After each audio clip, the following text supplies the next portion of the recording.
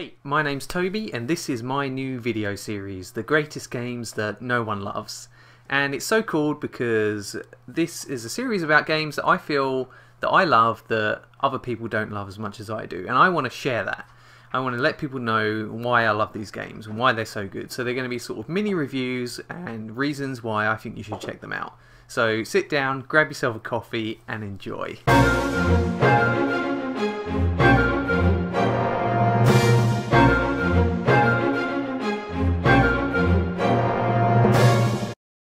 Super Nintendo! Hey guys, it's Toby, and today I'm looking at Kirby's Dream Course for the Super Nintendo.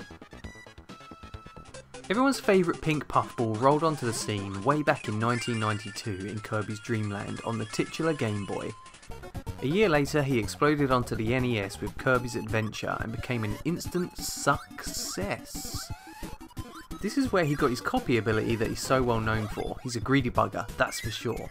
Since then, he's sort of become the video game everyman and takes on the role of, if in doubt, stick Kirby in it.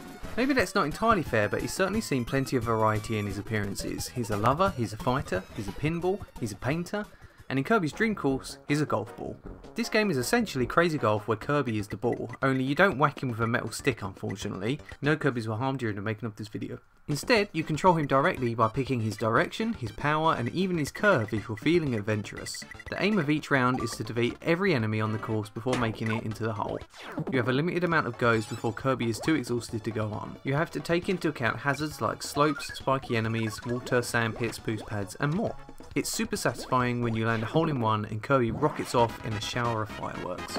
There is a decent sized challenging single player campaign and even 2-player head-to-head multiplayer. There aren't many courses in this mode, which is a shame because it's one of the best ways to enjoy the game. You take turns defeating enemies, but watch out because your opponent might steal your stars.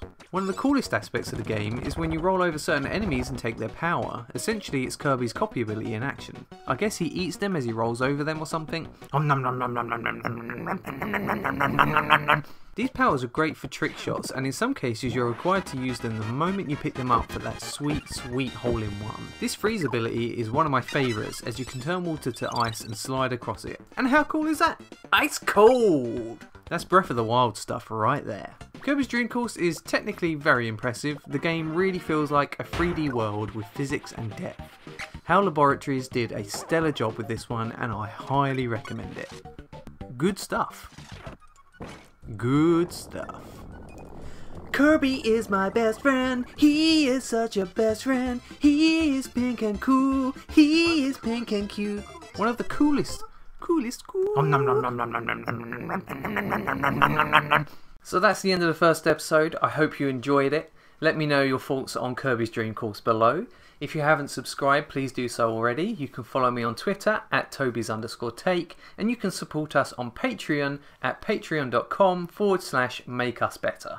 We thank you for all of your support. So thanks for watching and we'll see you next time. Bye.